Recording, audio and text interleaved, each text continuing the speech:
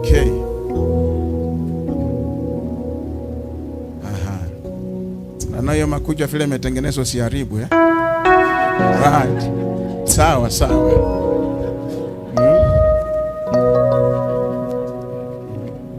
Njyewe mvugira Heritier, iyi mpeta nkwambitse niyo rukundo, niyo bumwe, niyo kuzuzanya, tuzabana mu byose. Nzakubaha, umuryango wawe n'uwanjye, tuzabana muri byose, ntacyo uzabura mpari ngifite, kuko byose tubikesha Imana. Tuzabana mu byiza, mu bibi, twishimye, kuko byose tuzabigenerwa n'Imana, kandi dusabye Imana kugira ngo izabidufashemo. Amen. Thank you. Thank you. Thank you. Thank you. You are loved. Thank you. Umependwa. Umependwa ya. Hiyo ni kweli. Alright. Hapo juu vizuri. Okay.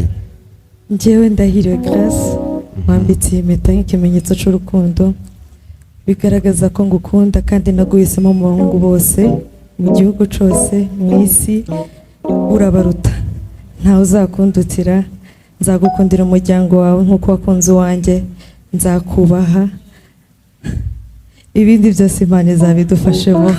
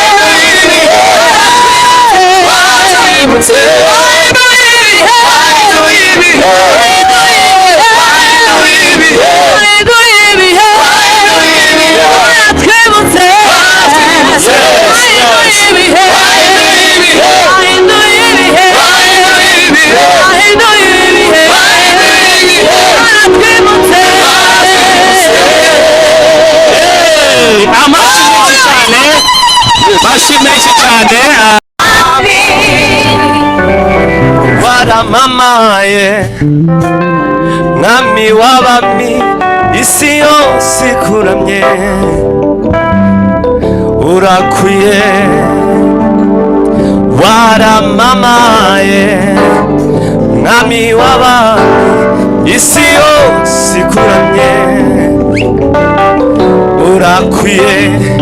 Mwami we urakwiriye guhimbazwa, nta wundi wasa nawe Yesu. Urahebuje, imbaraga zawe mwami zirahebuje, mw'isi no mw'ijuru data. Waramamaye, waramamaye mwami w'abami, isi yose ikuramye, urakwiye. Waramamaye, waramamaye mwami w'abami, isi yose ikuramye, urakwiye. Waramamaye, waramamaye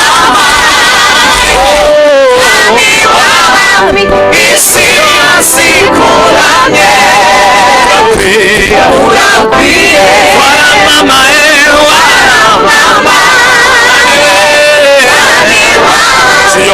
isi yose ikuramye urakwiye waramamaye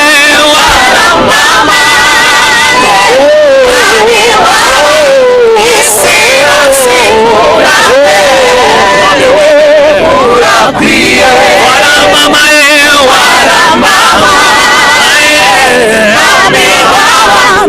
isi yose ikuramye urakwiye waramamaye nami w'abami isi yose ikuramye urakwiye waramamaye nami w'abami isi yose ikuramye urakwiye waramamaye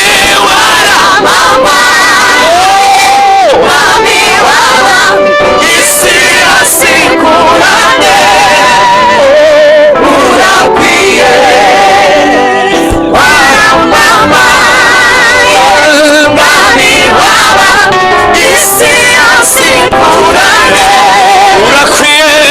urakwiye mwami w'abami isi yose ikuramye urakwiye waramamaye mwami w'abami isi yose ikuramye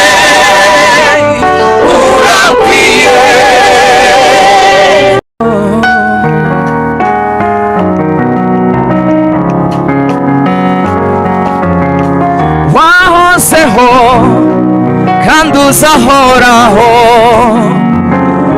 ineza yawe ni ibihe byose mpora ntangazwa n'imbabazi zawe nanjye nsibera mu kubaho kwawe wahozeho kandi uzahoraho ineza yawe ni ibihe byose mpora ntangazwa imbabazi zawe nanjye nsibera mu kubaho kwawe wahozeho kandi uzahoraho ineza yawe ni ibihe byose mpora ntangazwa imbabazi zawe nanjye nsibera mu kubaho kwawe wahozeho kandi uzahoraho ineza yawe ni ibihe byose mpora ntangazwa n'imbabazi zawe nanjye nsibera mu kubaho kwawe wahozeho kandi uzahoraho ineza yawe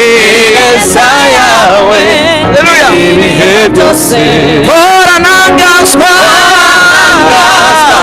n'imbabazi zawe nanjye nsibera mu kubaho kwawe